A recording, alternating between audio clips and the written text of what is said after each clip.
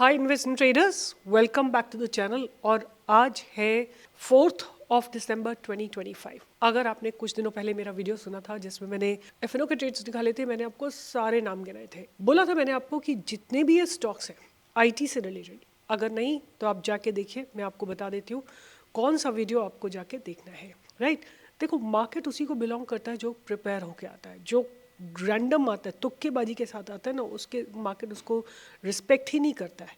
Right, और आज देखोगे उसके चलते ही हम ये देखो, ये वाला जो डे था जिसमें मैंने एफएनओ के ट्रेड्स निकाले थे, उस दिन आपको बताया था कि आईटी सेक्टर एक ऐसा सेक्टर है जो लीड करने वाला। ये मैंने आपके लिए परसों बनाया था, विच इज़ ट्यूसडे को बनाया था, ट्यूसडे, और ये वेडनेसडे का वीडियो था, और आज थर्सडे को मैं आपके लिए नया वीडियो बना रही हूँ।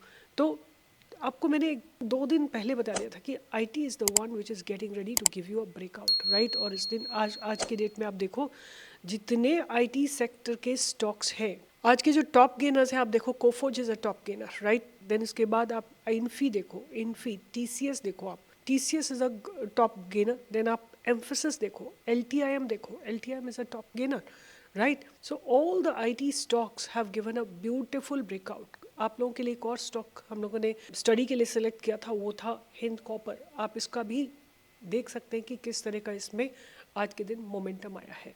राइट, तो anyway, market belongs to the people who have understood the dynamics of the market, जिनको मार्केट के डेटा को पढ़ के कोलेट करने की समझ है। Right, if you think you just open a demat account, come here and buy something and it doesn't work like that. Right, आपको मार्केट की अंडरस्टैंडिंग होनी बहुत बहुत ज़रूरी है। तो आज बात करते हैं कि निफ्टी, बैंक निफ्टी सब में क्या हुआ और सेक्टर्स में कैसा रहा आज के दिन। तो आज के दिन जो लास्ट सेक्टर था वो था आईटी। रियल एस्टेट में लोअर लेवल से बाइंग आई है, एफएमसीजी में थोड़ी सी लोअर लेवल से बाइंग आई है, सीपीएससी ऑटो सेक्टर में थोड़ी सी बाइंग आई है, फार्मा में थोड़ी सी बाइंग आई है, और अब ऐसा लगता है कि फार्मा ऊपर को चलने के लिए तैयार है, और निफ्टी ने अपने ट्रेंड लाइन को आज भी रिस्पेक्ट किया है। और अगर हम बात करते हैं बैंक निफ्टी की, तो बैंक निफ्टी आज थोड़ा सा अंडर स्ट्रेस रही। Right, there was a doji that was formed. अगर आप देखेंगे तो आज की डेट में पीएसयू बैंक्स स्लाइटली पॉजिटिव थे, एंड प्राइवेट बैंक्स की जहाँ तक बात करें तो वो थोड़ा सा नेगेटिव थे। दोनों में मतलब रस्सा कसी थी, दोनों में बहुत ज़्यादा मूवमेंट नहीं था। अब एक बार जल्दी से एक बार फिर से निफ्टी को देख लेते हैं। और आज है थर्सडे, ट्यूसडे को होगी निफ्टी की एक्सपायरी, और इस मॉर्निंग में निफ्टी ने अच्छा मोमेंटम दिया था। और आज की डेट में अगर आप देखोगे तो lot of unwinding has happened here. Right, call side में आप देखोगे अनवाइंडिंग हैज़ हैपेंड, एंड तो थोड़ा सा पॉजिटिव स्टांस दिखाई दे रहा है मार्केट का, but let's wait and watch. अब मैं बात करूंगी कि मेरे रडार पे आज क्या क्या रहने वाला है। आज जो सबसे ज़्यादा ब्राइट मूव आया वो था आईटी सेक्टर में, और आईटी सेक्टर के कुछ कैश के स्टॉक्स को आप ध्यान में रख सकते हैं। For example Birla soft. Right, we have already talked about it on the Telegram channel, और आप उसमें we have entered it lower level, but अब इसको आप वॉच कर सकते हैं फॉर सम मोर गेन्स। आज 3 स्टॉक्स जो मेरे रडार पे रहने वाले हैं, उनमें से पहला स्टॉक है MM फोर्जिंग। देखो मैं आपके साथ स्टडी कर रही हूँ, आपको जाके देखना है कि इनके फंडामेंटल्स कैसे हैं। राइट, ये MM फोर्जिंग है, और रीज़न इसका बहुत सिंपल सा है कि इसने एक तो ये जो पास्ट बैरियर्स है इसके ऊपर ब्रेकआउट दिया है, और वहाँ से आज इसने रीटेस्ट किया, दोबारा नीचे आके रीटेस्ट किया, और अब दोबारा से ऊपर चलने के लिए तैयार है MM forging. About a few days back यहाँ पे आप देख सकते हैं कि कितने ज़बरदस्त वॉल्यूम्स आए थे। The volumes were about 6.63 million, फिर नेक्स्ट डे आपको मिले 1.5 मिलियन, और आज की डेट में आए थे 530K। तो अच्छे खासे वॉल्यूम्स आए हैं। और MM फोर्जिंग प्लीज़ जाके चेक करिए फंडामेंटल्स कैसे हैं। ये बेसिकली फोर्जिंग की कंपनी होगी, बट आप प्लीज़ इसके फंडामेंटल्स को चेक करिए और कमेंट बॉक्स पे लिखिए what are positive points and what are negative points. दूसरा स्टॉक जो मैं रडार पे रखने वाली हूँ उसका नाम है Ratanveer precision engineering limited. Right, ये स्टॉक है जो मैंने मेरे रडार पे रखा हुआ है। इसका सिंपल सा रीज़न है, आपको दिखाई दे रहा है कि ये बहुत समय से रेंज बाउंड है। This stock has been range bound for a very long time, और आज इसमें अच्छे खासे वॉल्यूम्स आए हैं। राइट, तो एक बार इसके वॉल्यूम की एनालिसिस करते हैं। आप देखेंगे आज की डेट में इसमें वॉल्यूम्स आए हैं 3.26 मिलियंस, और इस दिन वॉल्यूम्स आए थे 3.11 मिलियन, फिर उसके बाद 2.3 मिलियन, देन नेक्स्ट डे इसमें 2.8 मिलियन। उसके बाद ये सारे बायर्स जो है एब्जॉर्ब हो गए, and then again buyers are entering into it. ये एक बार क्विकली देख लेते हैं what is happening in Ratnaveer. बहुत माइक्रो कैप है, 846 करोड़ की है, पी भी बहुत छोटी सी है, ROC ROE ठीक ठाक है।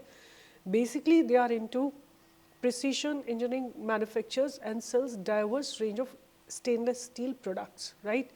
Like washer, solar mounting hooks, finishing sheets, etc. अगर हम बात करें कि इनके company has delivered good profit growth of 45.54 CAGR for the last 5 years.